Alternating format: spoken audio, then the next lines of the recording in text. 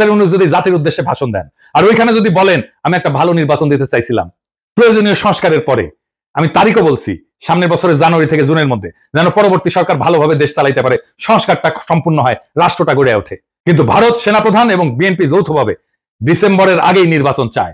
আমি যেহেতু এর আগে করতে পারবো না, নির্বাচন দিতে প্রস্তুত হইতে পারবো না, আমি বিএনপি আর সেনাপ্রধানকে আরেকটা তত্ত্বাবধায়ক সরকার গঠন করতে আহ্বান জানাই। আমরা তাদের কাছে ক্ষমতা দিয়া আমাদের কাছে চলে যাব। প্রফেসর ইউনূসের নিয়োগ দেওয়া সবাই যদি একসাথে পদত্যাগ করে চলে যায়, নির্বাচন প্রধান, নির্বাচন কমিশনার, নির্বাচন কমিশনাররা সহ, আপনারা সামলাইতে পারবেন? পাবলিকের মাইন্ড কিন্তু একটা মাটিতে পড়বে না। এরপর যদি জামাত আর এনসিপি নির্বাচনে না আসে কেমন হবে? নিজেরাই হাসিনা যেরকম হাত মারার নির্বাচন করেছিল ওরকম হাত মারার নির্বাচন করতে হবে। আপনারা ডিসেম্বর কেন, এই মাসে নির্বাচন করে ফেলেন, দেরি হলে লেট হয়ে যাবে। নেন ক্ষমতা, নেন, এতই শখ নেন, নিজেরাই নেন। আমির খসরু মাহমুদের প্রধান উপদেষ্টা বানান, দেখি ওই নাকি কয়েক মাসের মধ্যে নির্বাচন করে দেবে, করুক না। মির্জা ফখরুলকে প্রধান নির্বাচন কমিশনার বানিয়ে দেন। একটা ভাঙা রাষ্ট্রকে গুছাইতে সময় লাগে, আর সেই সময়টা দিতেই চায় না যারা ভাঙার কারিগর। ওয়াকার, ইন্ডিয়া, বিএনপি, আওয়ামী লীগ 4 জনে মিলা একটা অশুভ ঐক্য তৈরি করছে যাতে রাষ্ট্রটা আর কখনো ঠিক না হয়। 3টে নিউজ দেখেন। একটা বিএনপি নির্বাচন নিয়ে ঈদের পরে আন্দোলনের কৌশল, যেন প্রফেসর ইউনূসকে চাপে রাখা যায়। ইন্ডিয়ার বক্তব্যে বাংলাদেশে অন্তর্ভুক্তিমূলক নির্বাচনের মধ্যে দিয়া সব বিষয় নিষ্পত্তি চায় ভারত, যেন বাংলাদেশ ভারতের একটা প্রদেশ। আর ওয়াকারের ডিসেম্বরের মধ্যে নির্বাচন হওয়া উচিত। মিল দেখতে পান? হ্যাঁ, মিল হচ্ছে এদের মধ্যে একটা কমন জিনিস, ডিসেম্বরের মধ্যেই নির্বাচন। আমি বলছি ওয়াকার, বিএনপি, আওয়ামী লীগ আর ইন্ডিয়া, এই 4টা মিলে একটা ঐক্য হয়েছে। এই ঐক্যের লক্ষ্য হচ্ছে প্রফেসর ইউনূসকে তাড়ানো, ভাগানো তাড়াতাড়ি। এতে 4 পক্ষেরই লাভ। রাষ্ট্রটায় কোনো সংস্কার হবে না, যা আগে ছিল তাই থাকবে, ঘুরে মাগুর স্যাং।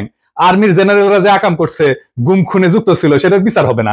জুলাই আগস্ট বিপ্লবে ওয়াকারের আর্মি গুলি করে মানুষ মারিছে। গতকালই নেত্র নিউজে একটা রিপোর্ট আসছে, 5ই আগস্ট সকালে আর্মি টার্গেট কইরা মাথায় গুলি করে মানুষ মারছে, টার্গেট কইরা, বিনা উস্কানিতে। এই যে এটা দেখে নিয়েন, খুব ভালো রিপোর্ট করছে এটা। এইগুলার বিচার যেন না হয়, এইটা ওয়াকার চায়। যারা গুম খুনে যুক্ত ছিল তাদের যেন বিচার না হয়, বিডিআর হত্যাকাণ্ডের যেন বিচার না হয়, শুনেন তার মুখেই। এই বর্বরতা কোনো সেনা সদস্য করেনি, সম্পূর্ণটাই তদানীন্তন বিজিবির সদস্য দ্বারা সংঘটিত। Full stop. এখানে কোনো ইফ এবং বাট নাই। এই ওয়াকারের নেতৃত্বেই প্রাণঘাতী অস্ত্র দিয়া বিক্ষোভকারীদের গুলি করে মারা হয়েছে। আয়নাঘর ভিজিট করতে বাধা দিছে প্রফেসর ইউনূসকে। নিজে গেছে ভিজিট করতে, ওই গেছে ভিজিট করতে, ওর আর্মি অফিসাররা তো এই কাজ করেছে, ওই গেছে, যায় নাই। হাসনাতকে ডাইকা হুমকি দিছে, পরিশুদ্ধ আওয়ামী লীগ আনবে, ইন্ডিয়া সিক্কুর দিচ্ছে ইনক্লুসিভ নির্বাচন করে। ওয়াকার এরপর থেকে কে হুয়া করে সিক্কুর দিচ্ছে ইনক্লুসিভ নির্বাচন করে। এই ঐক্যে বিএনপির কি লাভ? সে আর একটা আওয়ামী লীগ হয়ে উঠতে পারবে, ফ্রি স্টাইলে লুটপাট করবে, ভোটার ছাড়া নির্বাচন করবে, গুম খুন শুরু করবে, করছিল তো 2 কোটি নাকি ভোটার, না 1.5 না 2 কোটি ভোটার ভুয়া ভোটার তালিকা করছিল, ক্রসফায়ার করবে। ক্রসফায়ার তো শুরু করছিল বিএনপি, জানেন তো। এটা নিয়ে আসি 4টা এপিসোড কইরা। আওয়ামী লীগের লাভ, তার বিচার হবে না। এত জুলুম চালানোর পরে যে দলটা নিশ্চিন্ন হয়ে যাওয়ার কথা ছিল, সে আবার ফিরে আসবে রাজনীতিতে। 75-এর পরে ফিরে আসিছে যেভাবে সেভাবে। আর ইন্ডিয়া, হাসিনা যা দিছে, যা ইন্ডিয়া সারা জীবন মনে রাখবে, সেটা অব্যাহত থাকবে। সে নদী শুকাবে, সীমান্তে বাংলাদেশি নাগরিক মারবে, বাংলাদেশের বাজারে তার পণ্য বেচবে, ভোমা পেঁয়াজ খাওয়াবে 300 টাকা কেজিতে, তারপরে বলবে তোমাদের রান্নাঘরে চলে না আমাদের খাবার ছাড়া, আমরাই তো তোমাদের খাওয়ায় বাঁচায় রাখতেছি, রোগী ধরে নিয়ে যাবে ইন্ডিয়ায়। তারপরে বলবে আমাদের এখানে না আসলে তোমাদের গতি কি? চিকিৎসাই তো হবি না তো ঘেরে। বাংলাদেশের চাকরির বাজারে সব টপ পজিশন গুলো নিয়ে নেবে, আর কি ট্রানজিট নেবে বাংলাদেশের মধ্যে দিয়া। এই তো প্রফেসর ইউনূস অসংখ্যবার বলছে ডিসেম্বর থেকে জুনের মধ্যে নির্বাচন দিবে। এই সময়টা লাগবে তার সংস্কার করতে, এটা সহ্য হতেছে না। কারণ সংস্কার করলে তো সেই রাষ্ট্রে যথেচ্ছাচার চালানো যাবে না, ভারতীয় আধিপত্য চালানো যাবে না, লুটপাট চালানো যাবে না, আয়না ঘর বানানো যাবে না। এই সংস্কার কেন দরকার এটা বুঝে দেখি। রাষ্ট্র কিছু প্রতিষ্ঠানের মিলিত শক্তি। একটা বিল্ডিং যেমন থামের উপরে খাড়ায় থাকে না, রাষ্ট্র দাঁড়ায় থাকে ইনস্টিটিউটের উপরে। যেমন ধরেন আদালত একটা ইনস্টিটিউট বা প্রতিষ্ঠান, আমলাতন্ত্র বা ব্যুরোক্রেসি একটা প্রতিষ্ঠান, মিডিয়া একটা প্রতিষ্ঠান, সেনাবাহিনী একটা প্রতিষ্ঠান, পুলিশ একটা প্রতিষ্ঠান, এমনকি বাজার একটা প্রতিষ্ঠান, অর্থনৈতিক ব্যবস্থা একটা প্রতিষ্ঠান, শেয়ার মার্কেট একটা প্রতিষ্ঠান, নির্বাচন কমিশন একটা প্রতিষ্ঠান। এগুলো কিসের উপরে টিকে থাকে, কার্যকর থাকে কিভাবে? একটা জিনিসে, একটা মাত্র জিনিসে এগুলো কার্যকর থাকে, সেটা হচ্ছে ট্রাস্ট বা বিশ্বাস। আপনার আদালতের উপরে বিশ্বাস থাকতে হবে যে আপনি ওখানে যে ন্যায় বিচার পাবেন। পুলিশের কাছে গেলে আপনি নিরাপত্তা পাবেন, বিশ্বাস থাকতে হবে। নির্বাচনে অবাধে ভোট দিতে পারবেন, এই বিশ্বাসটা থাকতে হবে। প্রশাসনের কাছে গেলে বিনা ঘুষে সেবা পাবেন, এই বিশ্বাস থাকতে হবে। আর্মি আমার রাষ্ট্রকে নিরাপত্তা দেবে, এই বিশ্বাসটা থাকতে হবে। সরকারি হাসপাতালে গেলে রোগের সুচিকিৎসা পাবেন, এই বিশ্বাসটা থাকতে হবে। শেয়ার মার্কেটে গেলে নিরাপদে বিনিয়োগ করতে পারবেন, এই বিশ্বাসটা থাকতে হবে। বাজারে স্বাস্থ্যসম্মত নিরাপদ পণ্য পাবেন সুলভে, এই বিশ্বাসটা থাকতে হবে। তো আপনি কি এইগুলা পান না? আপনি ভোট দিতে পারেন না। ঘুষ ছাড়া ফাইল নড়ে না। বাজার ফাংশন করে না। আপনাকে চাঁদা দিতে হয় ব্যবসা করার জন্য। ব্যাংকে টাকা রাখলে লুট হয়ে যায় সেই টাকা, শেয়ার মার্কেটে আপনার টাকা লুট হয়ে যায় বছরের পর বছর। ওয়াকার বলে আর গুলি চালাবে না সেনাবাহিনী, আর সেই দিনই নিরস্ত্র শান্তিপূর্ণভাবে বিক্ষোভ করা মানুষকে টার্গেট করে মারে ওয়াকারের সেনাবাহিনী। তো বিশ্বাস আছে? থাকে না। যে সেনাবাহিনী দেশ রক্ষা করার কথা সে আয়না ঘর বানায় ক্যান্টনমেন্টের মধ্যে, যেখানে পশুর মতো বন্দি করে রাখে মানুষদের দিনের পর দিন। আর কত বলবো? তো এই বিশ্বাসটাই ডেমোক্রেসি। শুধু ভোট দেওয়াটা ডেমোক্রেসি না, ভোট ডেমোক্রেসির একটা পার্ট। হাসিনা যে শুধু ভোট দিতে দেয় নাই তা না, সে ইনস্টিটিউট গুলোকে ধ্বংস করছে, ফলে রাষ্ট্র নাই হয়ে গেছে, ভেঙ্গা পড়ছে একেবারে।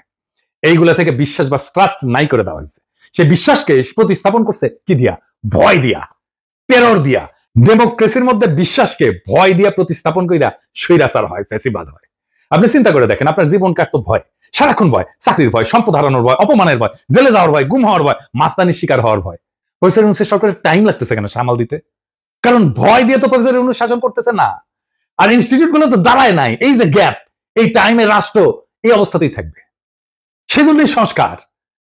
এই সংস্কার না হইলে ভয় দিয়ে শাসন করতে হবে, যেই আসুক ক্ষমতায়। তাই বলি যে বিএনপি স্বৈরাচার হয়ে উঠতে হবেই, মাপ নাই যদি রাষ্ট্রের সংস্কার না হয়। এই সংস্কারে বাধা দেওয়ার জন্য ইন্ডিয়া আর বিএনপি উর্দি পড়া মাস্তান আনিছে, সে হইতেছে ওয়াকার। ওয়াকার সেই উর্দি পড়া মাস্তান ইন্ডিয়া আর বিএনপি। সে ওয়াকার ইন্ডিয়ার সাথে দেশের রাজনৈতিক গতিমুখ অন্যদিকে ঘুরে দিতেছে। কি আমরা জানি, ইন্ডিয়া ওয়াকার হাসিনার বনজামাই। শুধু তাই না, সে একজন ইন্ডিয়া অনুরাগী ব্যক্তি। আওয়ামী লীগকে অন্তর্ভুক্ত করে ভবিষ্যতে জাতীয় সংসদ নির্বাচন সম্পন্ন করার জন্য প্রায় প্রকাশ্যেই বলছে। ওয়াকার নিয়মিত ইন্ডিয়ার সেনাপ্রধানের সাথে কথা বলে তার পরামর্শে কাজ করে। শুনেন ইন্ডিয়ার সেনাপ্রধানের কণ্ঠেই শুনেন। I am in touch with the chief of Bangladesh during the time of when this changeover took place. I was in constant touch with him, and even thereafter, in November 24, we had a video conference also. As far as the military cooperation is concerned, is again going up in the same way. Our officers have moved there for the NDC also. There is no let up on that side. When we talk about the relationship we should talk about when there is an elected government. So as of now, the relationship is with the military is well and perfect. এটা ভারতীয় সরকারের পক্ষ থেকে বারংবার দাবি করা হয়েছে। ভারতীয় মিডিয়ায় পালকি শর্মা ওয়াকারকে ভারতপন্থী জেনারেল বলে পরিচয় করায় দিয়েছে। শুনেন। But the army chief is against it. He is seen as a pro-India officer. Fascist হাসিনার পক্ষ অবলম্বন করে সে এই অপরাজনীতি করেই চলতেছে।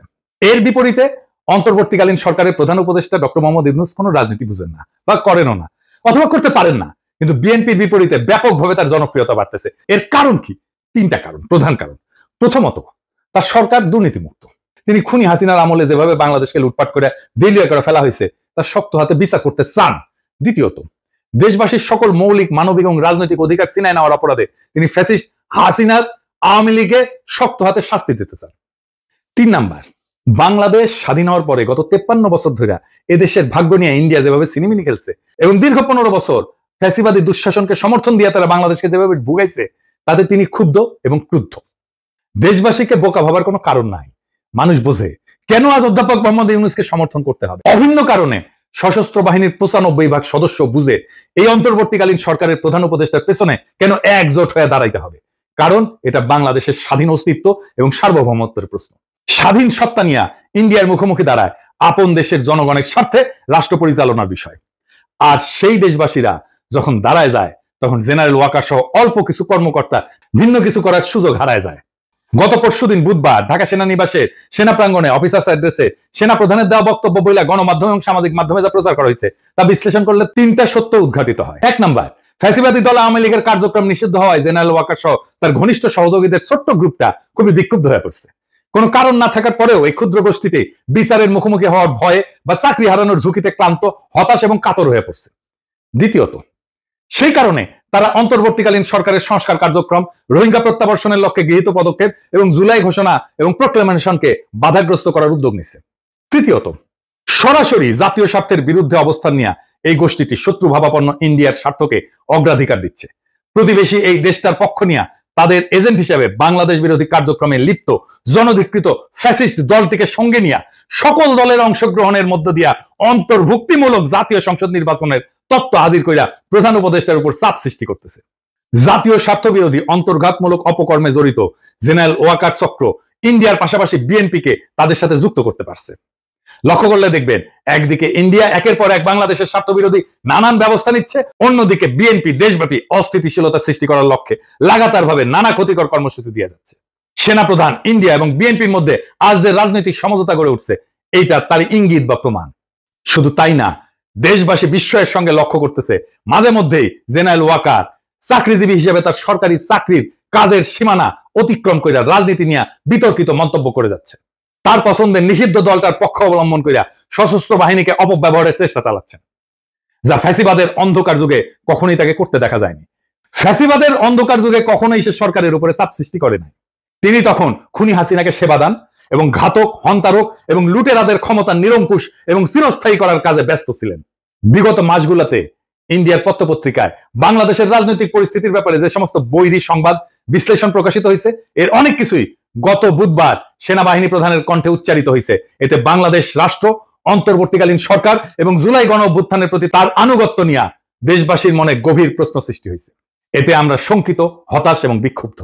উদ্ভূত পরিস্থিতিতে আমরা অন্তর্বর্তীকালীন সরকারের প্রধান উপদেষ্টা অধ্যাপক মোহাম্মদ ইউনূসের কাছে দাবি জানাচ্ছি, গত বুধবার সেনা কর্মকর্তাদের উদ্দেশ্যে দেওয়া সেনাপ্রধান জেনারেল ওয়াকারুজ্জামানের বক্তব্য অতি সত্বর রেডিও, টেলিভিশন সহ গণমাধ্যমে প্রকাশ করুন। অফিসারদের উদ্দেশ্যে দেওয়া বক্তৃতায় তিনি কি বার্তা দিচ্ছেন এবং কোন প্রশ্নের কি জবাবে কি বলছেন, এর ধারণকৃত বিবরণ রেকর্ডেড অ্যাকাউন্ট দেশবাসী শুনতে চায়। আর আপনারা জানেন, প্রফেসর ইউনূস বিএনপির চাপ আর ওয়াকারের বেদ্যপিতে পদত্যাগের সিদ্ধান্ত নিয়েছেন। এর দায় ওয়াকার এবং বিএনপির। এখন করণীয়, ওয়াকার আর বিএনপিকে আমি একটা থিওরিটিক্যাল অবস্থার কথা বলি। প্রফেসর ইউনূস যদি জাতির উদ্দেশ্যে ভাষণ দেন আর ওইখানে যদি বলেন আমি একটা ভালো নির্বাচন দিতে চাইছিলাম প্রয়োজনীয় সংস্কারের পরে, আমি তারিখও বলছি সামনের বছরের জানুয়ারি থেকে জুনের মধ্যে, যেন পরবর্তী সরকার ভালোভাবে দেশ চালাইতে পারে, সংস্কারটা সম্পূর্ণ হয়, রাষ্ট্রটা গড়ে ওঠে। কিন্তু ভারত সেনাপ্রধান এবং বিএনপি যৌথভাবে ডিসেম্বরের আগেই নির্বাচন চায়। আমি যেহেতু এর আগে করতে পারবো না, নির্বাচন দিতে প্রস্তুত হইতে পারবো না, আমি বিএনপি আর সেনাপ্রধানকে আর একটা তত্ত্বাবধায়ক সরকার গঠন করতে আহ্বান জানাই। আমরা তাদের কাছে ক্ষমতা দিয়া আমাদের কাছে চলে যাব। প্রফেসর ইউনূসের নিয়োগ দেওয়া সবাই যদি একসাথে পদত্যাগ করে চলে যায়, নির্বাচন প্রধান, নির্বাচন কমিশনার, নির্বাচন কমিশনাররা সহ, আপনারা সামলাইতে পারবেন? পাবলিকের মাইল কিন্তু একটা মাটিতে পড়বে না। এরপর যদি জামাত আর এনসিপি নির্বাচনে না আসে কেমন হবে? নিজেরাই হাসিনা যেরকম হাত মারার নির্বাচন করেছিল ওরকম হাত মারার নির্বাচন করতে হবে। আপনারা ডিসেম্বর কেন, এই মাসে নির্বাচন করে ফেলেন, দেরি হলে লেট হয়ে যাবে। নেন, ক্ষমতা নেন, এতই শখ নেন, নিজেরাই নেন। বাট আমির খসরু মাহমুদের প্রধান উপদেষ্টা বানান, দেখি উনি নাকি কয়েক মাসের মধ্যে নির্বাচন করে দেবে, করুক না। মির্জা ফখরুলকে প্রধান নির্বাচন কমিশনার বানিয়ে দেন। একটা ভাঙা রাষ্ট্রকে গুছাইতে সময় লাগে, আর সেই সময়টা দিতেই চায় না যারা ভাঙার কারিগর। ওয়াকার, ইন্ডিয়া, বিএনপি, আওয়ামী লীগ চারজনে মিলে একটা অশুভ ঐক্য তৈরি করছে, যাতে রাষ্ট্রটা আর কখনো ঠিক না হয়, বিচার না হয়, সংস্কার না হয়, ইনস্টিটিউশন না দাঁড়ায়। ভয়টা থেকেই যায়, কারণ ভয় থাকলে তারা শাসন করতে পারবে। কিন্তু ভয় আর বিশ্বাস, এই দুয়ের মধ্যে বেছে নিতে হবে বাংলাদেশকে, আমরা কোনটা চাই। প্রফেসর ইউনূস ভয় দিয়ে শাসন করতে চায় না, তাই তিনি বলছেন সংস্কার ছাড়া নির্বাচন মানে প্রতারণা। অথচ ওয়াকাররা বলতেছে ডিসেম্বরেই ভোট করো। কেন? কারণ জনগণ যদি একটু সময় পায়, যদি ইনস্টিটিউট দাঁড়ায় যায়, যদি মানুষ বুঝে ফেলে তার অধিকার কি, তাহলে আর ভয় দিয়ে শাসন করা যাবে না। ওইখানেই তাদের ভয়। এই নির্বাচন মানে আরেকটা স্পিড ব্রেকার, যাতে ট্রাস্ট বা বিশ্বাস তৈরির কাজ থেমে যায়, জনগণের ক্ষমতা না বাড়ে। তাই বলছি, এখনই সময় তাদের এই অশুভ ঐক্যের বিরুদ্ধে জনগণের ঐক্য করার। বিএনপি, আওয়ামী লীগ, ওয়াকার আর ভারতের এই অশুভ ঐক্য ভেঙে দিতে হবে। প্রফেসর ইউনূসকে সময় না দিলে এই রাষ্ট্রে শুধু সরকার বদলাবে, শাসন বদলাবে না, শুধু মুখ বদলাবে, হিংসা আর লুটপাটের কাঠামো থাকবে আগের মতোই। তাই প্রশ্ন একটাই, আপনি কি ভয় দিয়ে শাসিত হতে চান, নাকি বিশ্বাসের উপরে দাঁড়ানো একটা স্বাধীন গণতান্ত্রিক রাষ্ট্র চান? উত্তর শুধু আপনার না, পুরো জাতির। এবং যদি জাতি ঠিক করে, তবে এই ডিসেম্বর তাদের ডিসেম্বর হবে না, আমাদের হবে। ইনকিলাব জিন্দাবাদ।